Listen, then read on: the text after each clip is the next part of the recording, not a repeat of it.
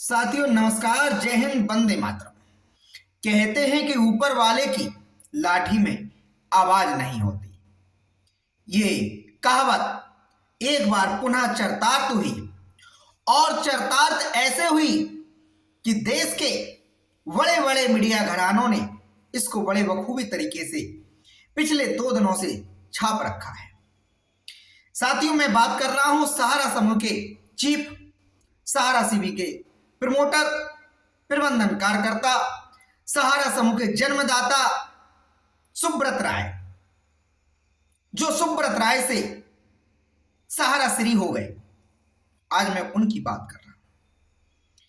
वो व्यक्ति जिसने 2000 रुपए से अपनी जिंदगी की शुरुआत की और खुद के प्लान उड़ा डाले। इस देश के अंदर उसने 30,000 एकड़ से अधिक लैंड बैंक बना डाला। 30,000 एकड़ जिसने जमीनें खरीद डाली। कहते हैं सहारा समूह के तमाम सारे जो एजेंट हैं वो बताते हैं कि सहारा समूह ने करीब 4,000 कंपनियां बना रखी थी। उस सहारा समूह के चीफ प्रमोटर, डायरेक्टर, जिस पर आज देश भर में निवेशकों को गुस्सा है, बहुत सारे निवेशक और बहुत सारे वो एजेंट कभी जो सुब्रत राय को भगवान की तरह पूजा करते थे, जो अपने पिता को इतना आदर नहीं देते थे, सुब्रत राय को इतना आदर देते थे, वो भी सुब्रत राय की मौत पर गालियां दे रहे हैं और एक तरह से खुशी व्यक्त कर रहे हैं।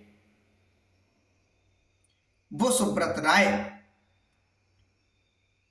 जब मृत्यु को प्राप्त किए तो जिन बेटों की शादी में उन्होंने 500 करोड़ रुपए उस जमाने में खर्च कर दिया था, जिस जमाने में भारत दुनिया में बहुत पीछे हुआ करता था। साल 2004-5 के दरमियान सुब्रत राय के दोनों बेटों की शादियां हुई और देश के प्रधानमंत्री अटल बिहारी वाजपेयी से लेकर उत्तर प्रदेश के समाजवादी पार्टी के मुखिया मुलायम सिंह, इस देश के बड़े बड़े अभिनेता, नेता, खिलाड़ी सुब्रत राय के यहां चाकरी करते नजर आए, नाचते नजर आए, उनके दरबार में सेवा करते नजर आए। उन सुब्रत राय की मृत्यु के समय उनके सगे बेटे उनके पास नहीं थे। यहां तक कि उनके अंतिम संस्कार में भी उनको मुखाग्नि देने वाले उनके सुपुत्र नहीं आ सके।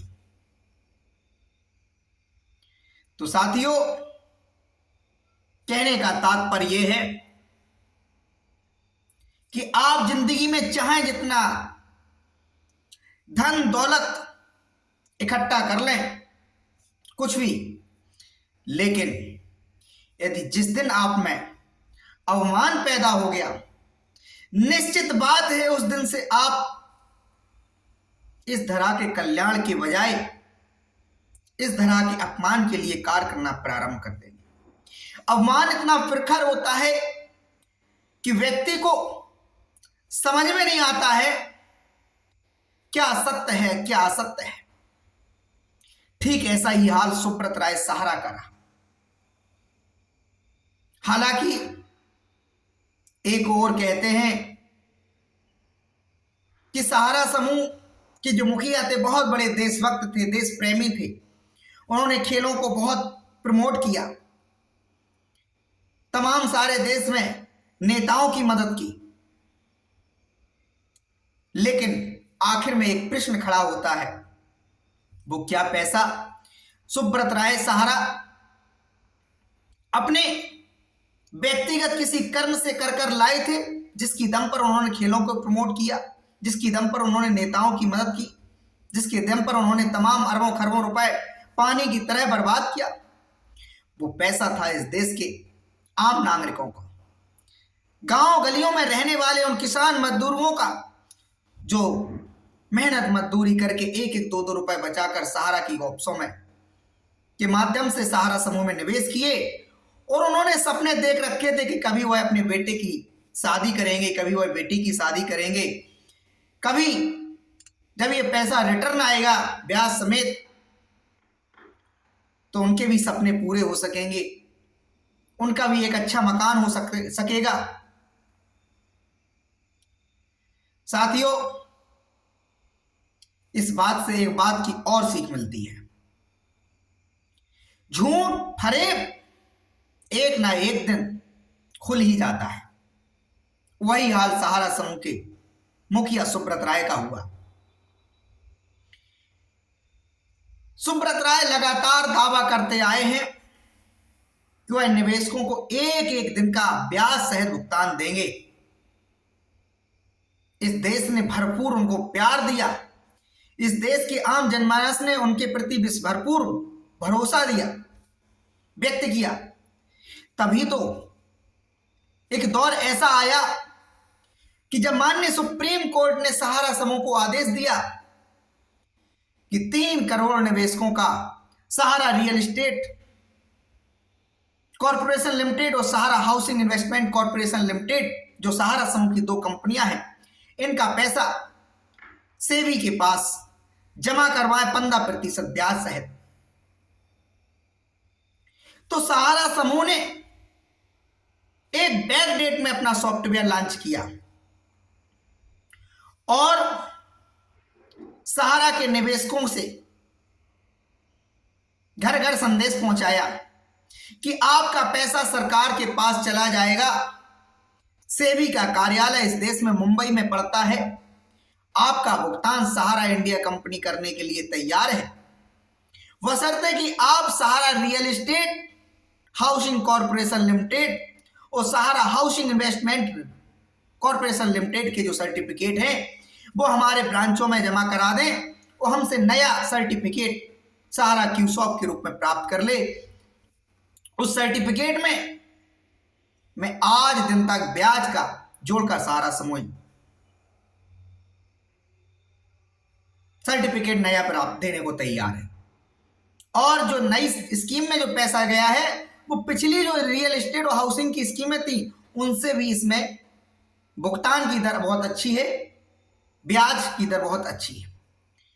लोगों ने भरोसा किया, सहारा रियल एस्टेट और सहारा हाउसिंग के सर्टिफिकेट सहारा समूह को जमा करा दिए और उधर से सहारा क्यूसॉप के रूप में अपने नए सर्टिफिकेट प्राप्त कर लिए। सहारा समूह ने उठाकर सारे सर्टिफिकेटों को देश भर से कलेक्ट कराकर सेबी के कार्यालय में पहुंचा दिए। कहते हैं कि 1 से 28 ट्रकों को सहारा समूह ने सेबी के कार्यालय के लिए भेज दिया। बताया जाता है कि मुंबई की सड़कों पर उस समय जाम लग गया था, लेकिन वहां सेबी ने सहारा को डिनाई कर दिया, एक्सेप्ट नहीं किया, कि कहा कि आपके द्वारा जो भुगतान दिखाए गए हैं उनको मैं नहीं मानता हूं। फिर सेबी ने आगे चल के हालांकि तमाम भांति भांति के सहारा समूह पर आरोप लगाए।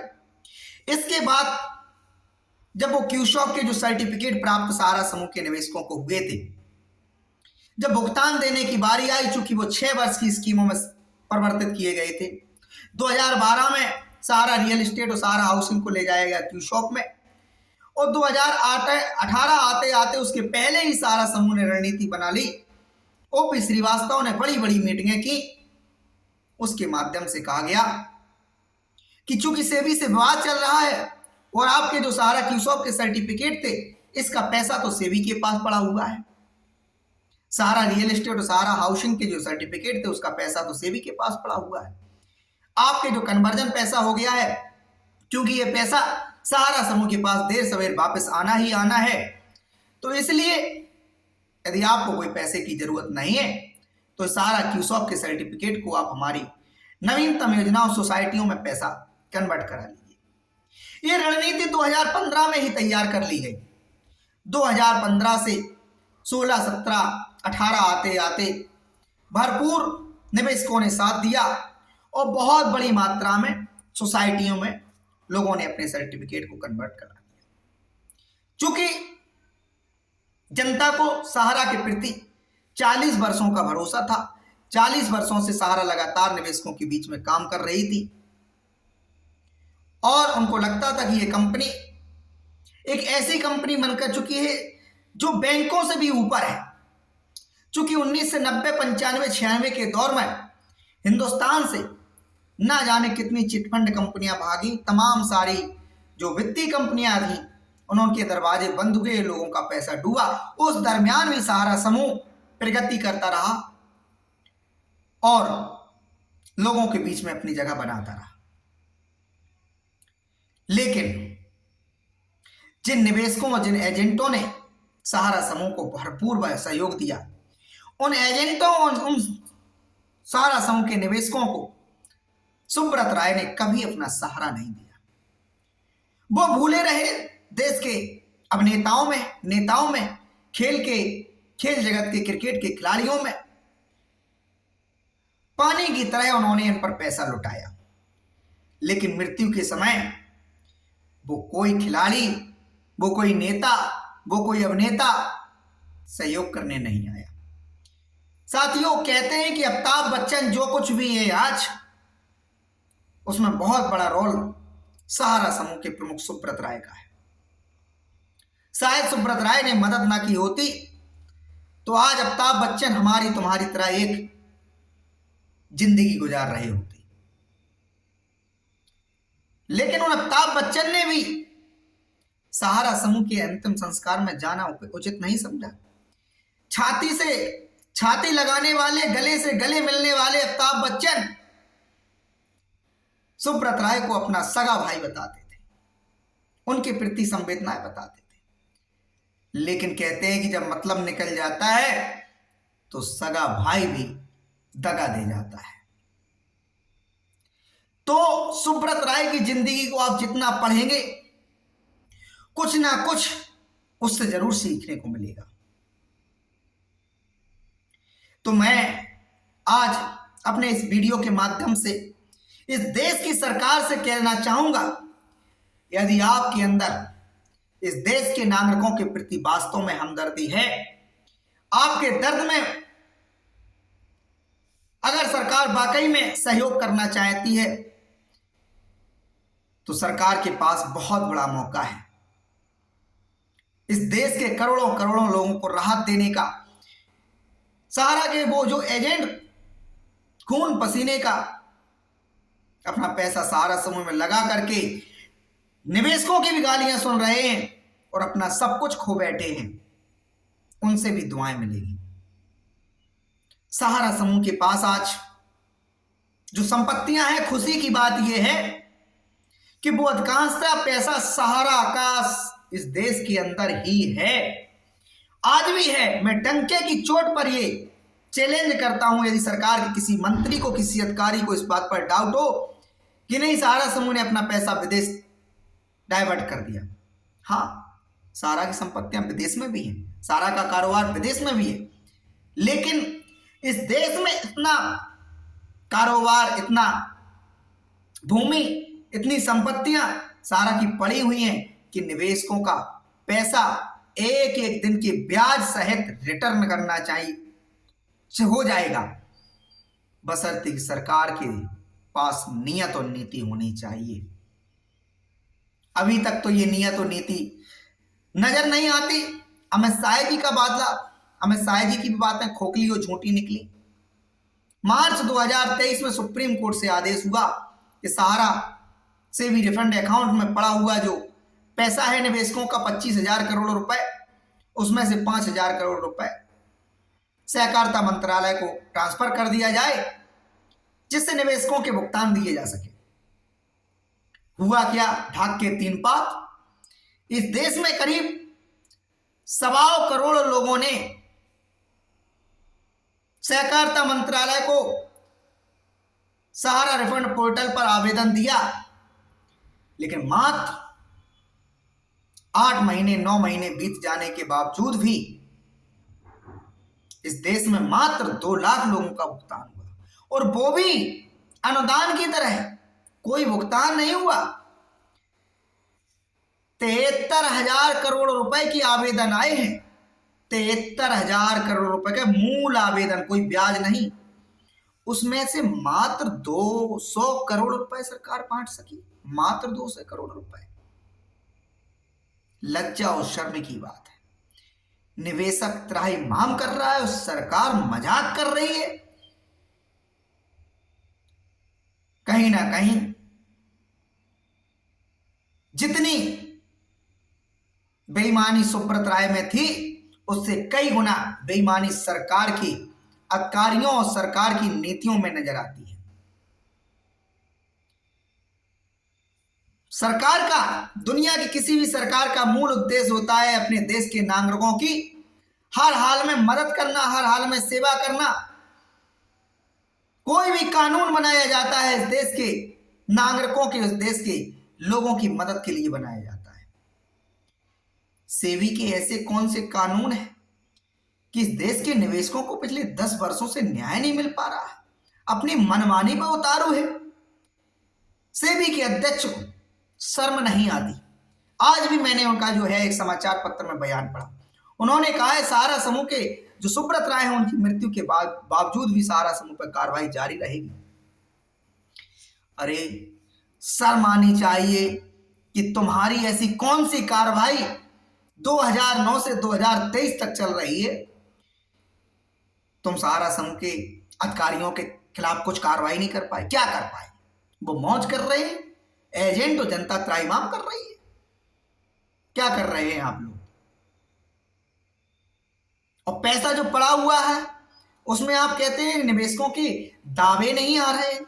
अरे देश का निवेशक चीख चीख कर, चिल्ला चिल्ला कर कह रहा है कि जो सहारा समूह ने तुम्हारे पास जो डॉक्यूमेंट भेजे हैं, सर्टिफिकेट भेजे हैं, वो सहारा समूह के कार्यालयों में सहारा समूह के निवेशकों ने ही जमा कराए हैं। वो चिल्ला चिल्ला के कह रहे हैं कि उनका सहारा रियल एस्टेट और सहारा हाउसिंग का पैसा क्यूशॉप में ट्रांसफर किया गया, क्यूशॉप के बाद सोसाइटियों में ट्रांसफर किया गया। नियत अगर ठीक हो सरकार की तो चुटकियों में भुगतान दिया जा सकता है। बड़े बड़े विशेषज्ञों की आवश्यकता नहीं है। ये मीडिया के तमाम सारे दलाल आज सुब्रत राय को गाली देते हैं, लेकिन सरकार पर कोई सवाल खड़ा नहीं करते हैं। शर्म करनी चाहिए आप लोगों को। जितनी गालियां सुब्रत राय को दे रहे हो, यदि आईना लगाकर सेबी की तरफ, सरकार की तरफ लगा दोगे तो सेबी का और सरकार का काला चेहरा उसमें स्पष्ट नजर आएगा। सहारा समूह तो बहुत अच्छी तरीके से चल रहा था। सेबी यदि उसमें अड़ंगा न लगाया होता तो निवेशकों के साथ किसी भी प्रकार की कोई हानि नहीं होने वाली थी, क्योंकि 40 वर्षों का इसका बहुत अच्छा उदाहरण था। तो सीधी सी बात, सुब्रत राय इस दुनिया से चले गए, लेकिन निवेशकों की जो भुगतान की लड़ाई है उसको और तेज किए जाने की आवश्यकता है।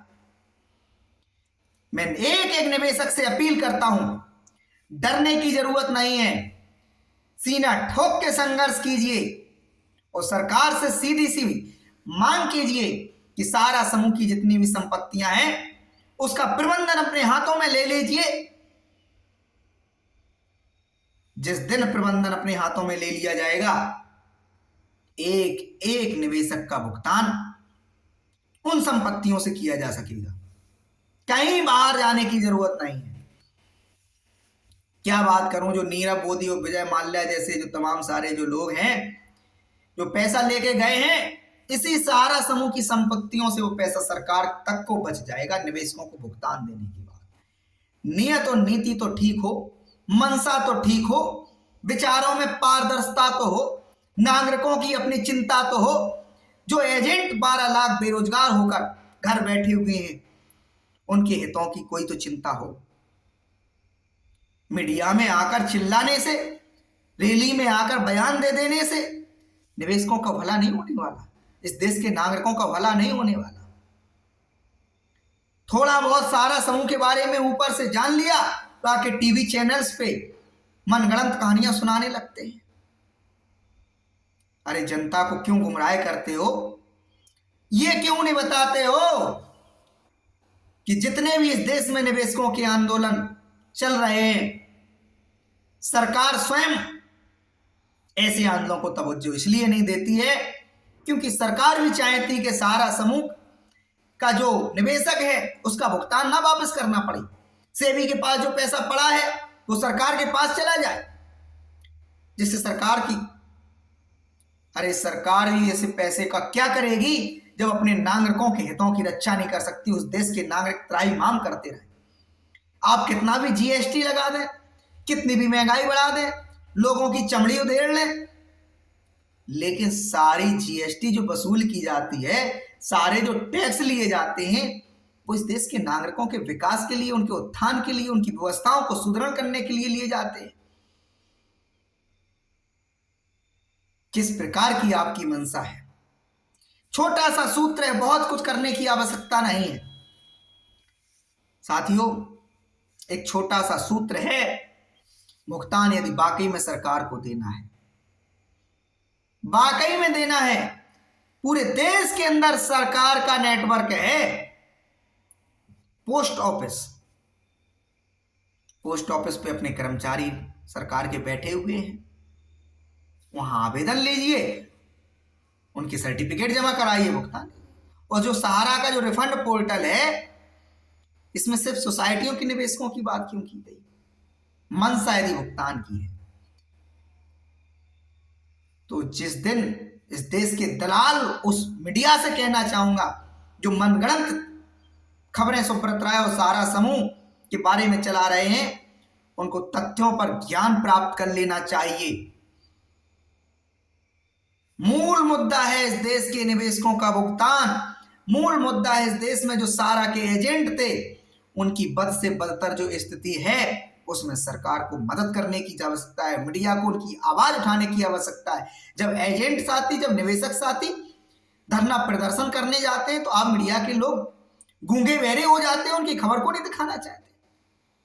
सैल्यूट है हमारे ऐसे साथियों का जिन्होंने सारा निवेशकों की बात को अपने यूट्यूब चैनल के माध्यम से, फेसबुक के माध्यम से, टीवी के माध्यम से, अखबार के माध्यम से, लेकिन इनकी संख्या चंद मात्र है, चंद मात्र। साथियों, विश्लेषण तो बहुत सारे लोग कर रहे हैं, जितना बोला जाए उतना कम है, जितना कहा जाए उतना कम है। सुब्रत राय को जहां तक मैं समझता हूं, उनकी मूल मंशा कभी नहीं रही होगी बेईमानी करने की। मैं समझता हूं कि उन्हें उनकी मजबूरियों ने ऐसा करने को उन्हें मजबूर किया, क्योंकि सहारा समूह कोई एक व्यक्ति नहीं चला रहा था। सहारा समूह के और भी करता धरता, जिनके नाम इस दुनिया में उजागर नहीं किए जाते, ओपी श्रीवास्तव जैसे लोग, तमाम, जेबी राय, कुमकुम राय चौधरी, ये तमाम सारे लोग भी। तो अगर उनको पूर्ण बेईमानी करना होता तो जिस प्रकार से उन्होंने अपने आप को बचाने के लिए, अपने बच्चों को बचाने के लिए, अपनी पत्नी को बचाने के लिए मैसेडोनिया की नागरिकता दिलवा दी, देश के बाहर पहुंचा दिया, ठीक उसी प्रकार से पैसे का भी डायवर्जन किया जा सकता था। तमाम सारी जो संपत्तियां थी, जब इतना सब सहारा समूह कर सकता था तो ये भी कर सकता था। तो कहने का तात्पर्य यह है कि आप निवेशकों का पैसा डूबा नहीं है, और अगर डूबता है तो इसके लिए सीधी सीधी इस देश की सिस्टम, इस देश की सरकार, इस देश की व्यवस्था जिम्मेदार है। क्योंकि सहारा समूह कहते हैं कि देखो, न्यायपालिका का सबको सम्मान करना चाहिए, क्योंकि वहां से भी खामियां होती हैं। यदि खामियां ना होती हों तो जो निचली अदालतों से जो आदेश होते हैं, लोगों को सजाएं मिलती हैं, लोग बरी हो जाते हैं, उसके बाद उनसे बड़ी अदालतों, हाई कोर्ट वगैरह में, सेशन ट्रायलों वगैरह, सेशन अदालतों में लोग जाते हैं, अपीलों में जाते हैं, रिवीजनों में जाते हैं। तो जो निचली अदालत से आदेश होते हैं उसको निरस्त कर दिया जाता है, नया आदेश उसमें दीजिए, नई गाइडलाइन दीजिए, नया डायरेक्शन दे दिया जाता है। ठीक इसी प्रकार से हाईकोर्ट के बाद सुप्रीम कोर्ट होता है। हाईकोर्ट से कोई खामियां होती, सुप्रीम कोर्ट से। तो जो सुप्रीम कोर्ट से आदेश अगस्त 2012 में हुआ, कितना सही कितना गलत, इस पे तो कोई सवाल नहीं उठाया जा सकता, लेकिन इतना जरूर कहा जा सकता है कि सहारा समूह को या सुब्रत राय को इस बात का बहुत घमंड था, ईगो था क्योंकि उन्हें लगता था कि उन्होंने कुछ गलत नहीं किया। उन्हें लगता था कि रियल एस्टेट और हाउसिंग में जो पब्लिक से पैसा कलेक्ट किया उसमें उन्हें सेबी से परमिशन लेने की कोई आवश्यकता नहीं थी। जो कॉर्पोरेट मंत्रालय शायद एमसीए शायद उनसे उनका जो पंजीकरण बताते हैं, रजिस्ट्रार कानपुर से जो पंजीकरण बताते हैं, उनको ऐसा लगता था कि उनसे मान्यता ही उनकी सर्वमान्य है। लेकिन वो विवाद चलता चलता सुप्रीम कोर्ट ने कह दिया कि नहीं, सारा समूह की ये सारी बातें गलत हैं, पैसा सेबी को जमा न कराना है। वहां सुब्रत राय नहीं डरे, नहीं दबे, नहीं सुप्रीम कोर्ट की बात मानी और वो ही सारी चीजें पतन का कारण बनी। इसमें कोई शक वाली बात नहीं है। लेकिन यहां एक बात तो निश्चित कही जा सकती है, यदि वहां सुब्रत राय से या सहारा समूह से खामी हुई थी सेबी से लाइसेंस ना लेने की, तो सुब्रत राय को जेल भेजा जा सकता था। रियल एस्टेट हाउसिंग के जो डायरेक्टर थे उन पे जुर्माना लगाया जा सकता था। लेकिन निवेशकों का जो पैसा सेबी को देने का क्या वहां अर्थ होता था? यह तो सारा समूह ही उस पैसे को सीधा पब्लिक को रिटर्न करता था, क्योंकि पब्लिक ने उस पैसे को जमा कराया था। या जो सारा समूह ने एक निश्चित अवधि के लिए वो पैसा उठाया होगा, किसी का 2 साल के लिए, किसी 3 साल के लिए, किसी का 4 साल के लिए, किसी के लिए 5 साल के लिए, उतना टाइम दे दिया जाता कि इस अवधि तक आप अपने निवेशकों का भुगतान वापस कर दीजिए।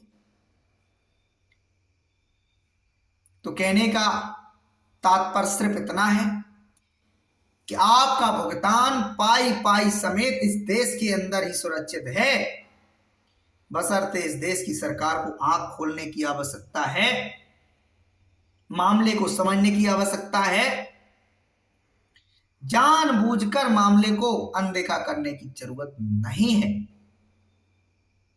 सहारा समूह का संपूर्ण प्रबंधन अपने हाथ में लेना है